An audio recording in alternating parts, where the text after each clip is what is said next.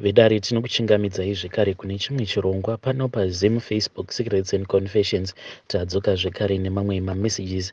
Regedzai tibva tapinda mumamessages edu atadzoka takakubatirai. Message yedu yekutanga yakamira sekudai so. Hanzi makadi zvenyu mukoma Nashi. Ndinokumbirawo kuti munge muchindiposterawo nyaya yangu makavikawo chitupa changu.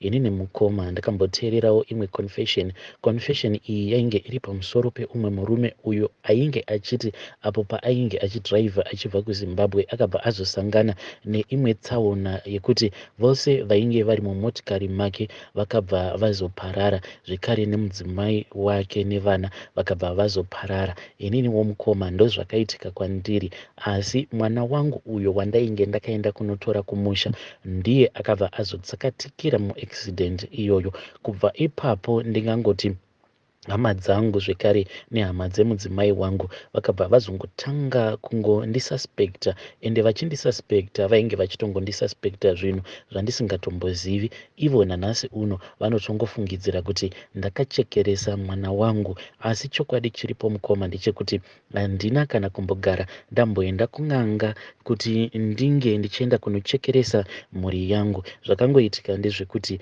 inini namadhamu takawirirana kuti ndaifanira kuti ndinge ndichienda kunotora chimwe chimwana chedu chimusikana ndokubva ndazoenda zvangu kuZim. So on the return trip ndakabva ndangonhonga-nhongawo vanhu tikabva tazodzoka kuno kuSouth Africa, ende takabva tazongoita funny accident. Muaccident iyoyo mukoma zvakaitika ndezvekuti my small girl, she was sitting in front and my airbags paakazoputika, then I think mwana wangu, I don't know kuti akabatwa neshoko here because akabva azongofira on the spot. Indeed it was a head-on collision, but it was not that serious zvekutoti paifanira kuti pange pachizofa munhu, but the airbag I think kuti ndo yakabva yazoita kuti mwana wangu ange achizofira paspot. By the time maambulance paakazouya ndega ndainge ndatoona kutoti mwana wangu painge pasisina because of the way that she was bleeding. You could see kuti ropa racho rainge richibuda mumuromo make rainge rakaita black, meaning kuti ropa racho rainge richitobleeda from the inside. Then my girl was declared dead on the spot. Ndakazoti zvino ndava kuzivisa veukama apa mafuneral arrangements acho ainge achingoti netsei. Munongoziva so kuti kana wawirwa nedambudziko vaya vanenge vaine magrudges newe ndo pavanobva vazokubatira ipapo. So I think kuti nehama dzanguwo dzimwe dzainge dzakangondibatirawo zvikwiri dzainge dzakangomirirawo kuti on the time whereby inini I will be in desperate need of their help vange vachizotanga kundionesa tumwe tunyaya twekuti twainge twakaitika kudharadhara. In desperation mukoma ndakabva ndazoapproacha hama dzemudzimai wangu because painge pachitodiwa mari, saka ndainge ndambozama kubatanidza mari. Munongoziva kuti ma-emergencies anongoitika apo paunenge usina kana kumbotarisira. So zvakazoitika ndezvekuti ndakati ndakumbira hama dzemudzimai wangu, ndakatanga ndakumbira vanasisi vemudzimai vangu ndokubva vazosvitsawo shoko kunana vatezvara zvekare nekunana Tsano. Iyi mukoma hongu vakandibatsira zvavo, but rufu rwakazoti rwaitika, then ndo pandakabva ndazoreceiva shoko rwainge ruchibva kuna vanamudhara as in vanatezvara vangu. Mainini vakangonditora ndokubva vanditi banguru ndanzi nanamudhara muchibva pano musazodzokera kuSouth Africa musati masvika kumba. So I just thought kuti zvimwe kuda painge paine imwe nyaya yavainge vachingodawo kungodiscassa sevanhu vainge vashayikirwa nemwana wavo. So when the whole funeral was done ndakabva ndazoenda nemhuri yangu ndokubva tazoenda kumba kwanamudhara vatezvara vangu. Tasvika kuya mukoma, vanhu vainge vakatondimirira, ndingatongoti idzinza rose iro rainge rakatondimirira. Ndokubva ndatogadzwa dare paya semukwasha mukoma, ndakangoramba ndakanyarara,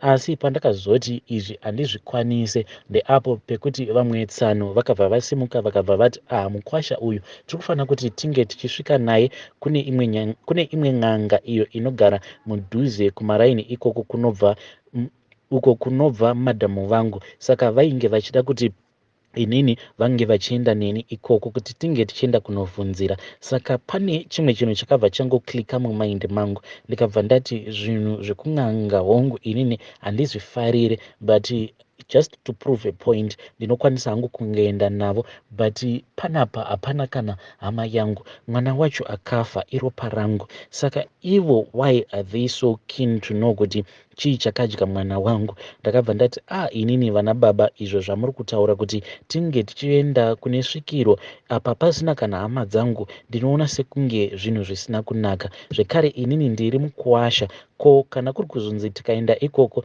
tobva tazobata zvimwe zvinhu zvekuti imimi sevana tezvara hamufaniri kuti munge muchizoziva masecrets avo anoitika kudzinza kunobva mukuasha wenyu. I think kuti zvinofanira kuti zvinge zvichizongorimena as a secret kana zvinhu izvozvo zviriko.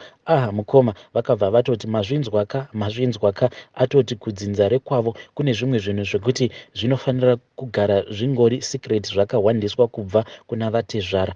They started blaming me, vakandishoropodza, ndokubva vandishoropodza, asi ndakaramba hangu ndakangonyarara ndichiti Mwari ndiye anoziva. Lucky enough mudzimai wangu, she still has that trust in me kuti inini handisi type iyoyo yekuti ndingatoenda kun'anga kana kumasvigiro ndichida kuchekeresa mwana wangu.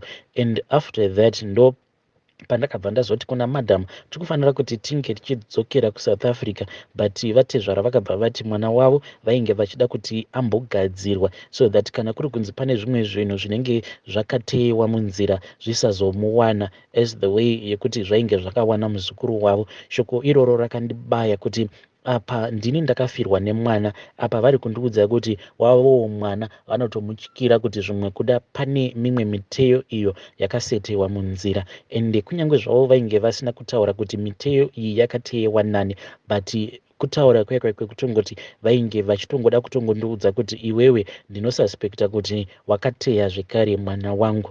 Ndakadzoka zvangu kuno kuSouth Africa, ndadzoka kuno mudzimai wangu ndokubva azotevera, akatoita zvekutotevera by force. Ndingangoti takagara kuda chipo che7 months mugroup, aiti kana akataura vanhu vose vaingoramba vakanyarara. Ivo vatezvara vangu vainge vasingatombotauri naye, but waitoona vachitotaura nevamwe vana vavo mugroup imomo. Mudzimai wangu aizoti kana akazama kuda kuti ange achingotaurawo, then munhu wose aibva angoti zii. Sometimes vanhu vaibva vatoti zii kwemazuva anokwana kuita kana 3 kana kudarikidzira vanhu vasingatauri mugroup, nekuda kwekuti mudzimai wangu ainge akandisaidhira kuti inini handisi type yekuti ndinganzi ndingachekeresa mwana wangu.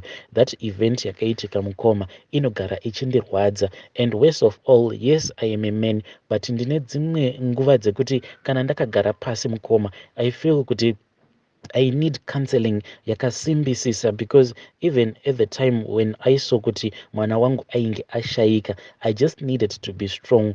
Apa kunyange pandainge ndava kufambira nhau dzekuti bhodhi yemwana inge ichizodzoserwa kuZimbabwe, I had to be strong because hama dzangu dzainge dzandifuratira. So deep down I feel kuti ndine rimwe ronda rekuti dai ndikakwanisa kuzowana munhu wekuti anogara neni, then otanga kundihila ronda iroro.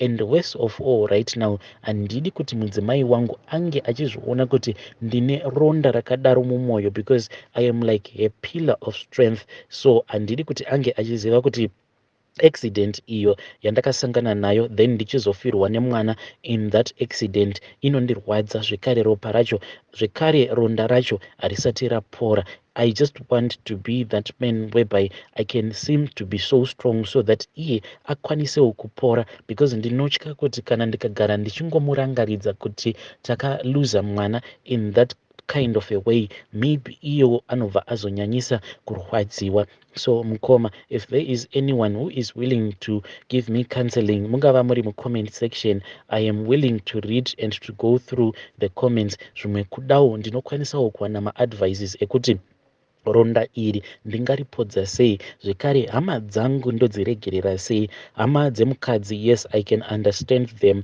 ko hama dzangu idzo dzakandifuratira at the time of mine, ndoramba here ndichingovaitira zino irema rinosekerera newarisingadi, because pari zvino ndo kamuraramiro kacho katiri kuitisana. Ndinongova pretendera as if inini ndinongovafarira, but deep down I know kuti hama dzangu dzakandifuratira at the time when I needed them the most.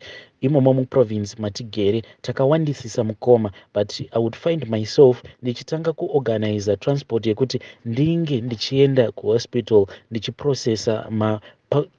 ndichiprocessa mapapers ekuti chitunha chemwana chinge chichizobviswa kuhospital chichiendeswa kumoshwari, yet my relatives were there. Waingonzwa munhu achingokudzwa apa. Ndaiti kana ndataura nemarelatives angu waingonzwa vanhu vachingotaura kuti kubasa murungu aramba.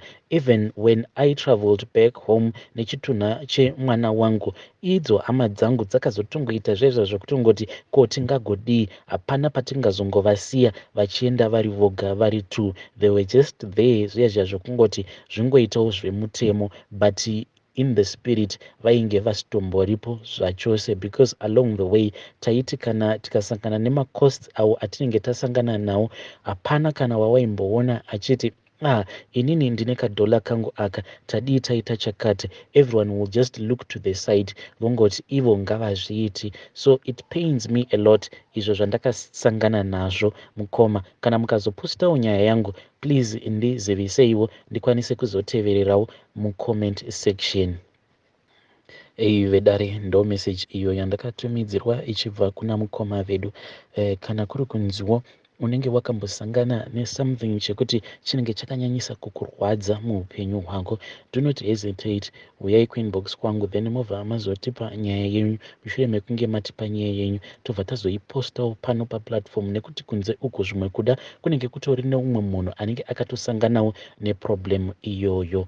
Regedzai tibva taenda panyaya yedu inotevera. Nyaya yedu inotevera yakamira sekudai so: hanzi makadii zvenyu mukoma Nashe, ndinokumbirawo kuti munge muchindiposterawo nyaya yangu makavigawo chitupa changu. Inini mukoma pandainge ndichiri mwana mudiki, inini baba vangu vainge vaine mutwini wavo, saka mutwini wadhedhe vangu vainge vachingogara padhuze nesu. Saka pane zvimwe zvinhu zvandakazotumwa nadhedhi vangu namama vangu zvekuti nanhasi uno handizivi kuti zvakaafekta here mwana iyeye wemutwini wadhedhi, kana kuti zvine nzira dzekuti zvinomuafekta nazvo iye hake munhu wekuti he is very private, haadi kuti vanhu vange vachizozviziva kuti pane maproblems awo aari kusangana nawo.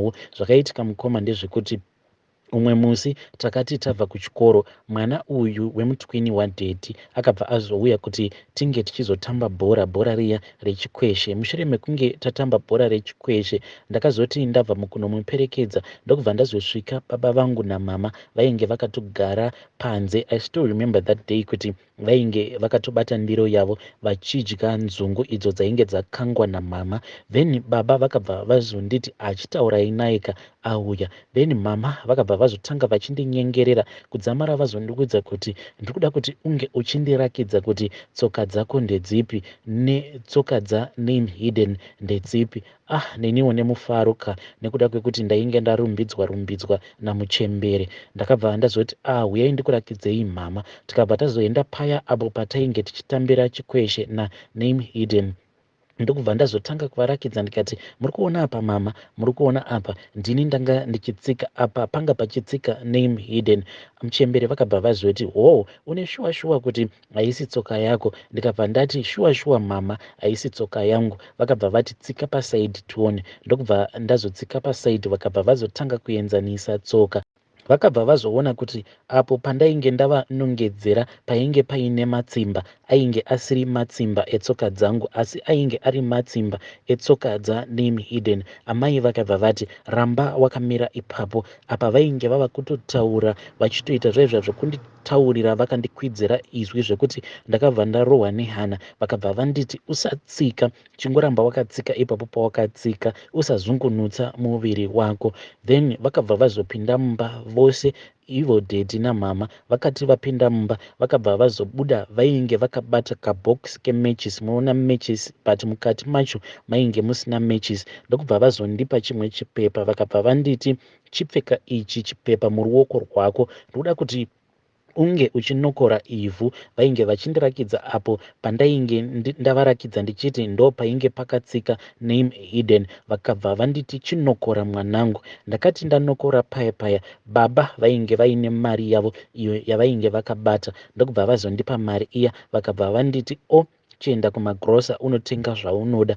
Mukoma ndakabva ndabuda pamba ndiri chahwiriri. Pavakandiona ndichibuda pamba ndiri chahwiriri vakabva vanditi usafa wakaudza munhu kuti mari iyi yandakupa imari yei. Iniwo neuhwanana hudiki ndainge ndisingatombozivi kuti zvainge zvichitoitika ipapo hwainge hutori huroyi. Ndakatopfuura nepamba pemutwini wababa ndikatovaona vachibva kumunda ndikatovakwazisa ndokubva ndazototora name hidden ndokubva tazotoenda kumagrosa tikatotenga mabiscuits tikatodzoka tichidya, but handina kana kumbogara ndamuudza kuti mari iyo yandainge ndashandisa kutenga mabiscuits iwayo ndainge ndaiwana kupi. Mukoma ndakazoti ndadzoka usiku ndakangosiyawo baba namama vainge vakangogara panze ipapo, ende zvinhu zvekuti zvakandinetsa because isusu pamba pedu tainge tichingovesera moto mukitchen, but usiku ihwohwo baba namama asi usiku ihwohwo baba namama vakati vakagara apo pavainge vakagara panze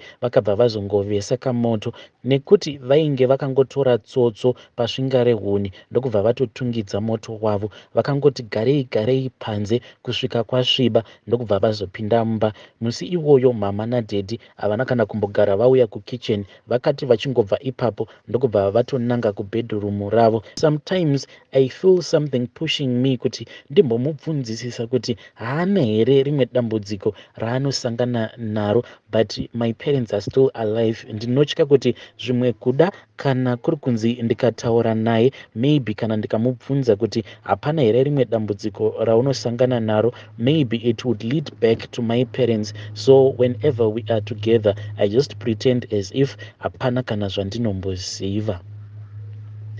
Hey vedari, ndo message iyo yandakatumidzirwa ichibva kuna mukoma vedu. Zvinoitwa nevabereki vedu zvakangooma hazvo vedu hanzi ndakanzi ndirakidze patsika name hidden uyu mwana wemutwin wadhedhe vangu, ndikabva ndavarakidza ndokubva vanditi chinokora ivhu mwanangu, nokora ivhu. Ndanokora ivhu riya vakabva vazondipa mari. Hey, zvakangooma hazvo vedu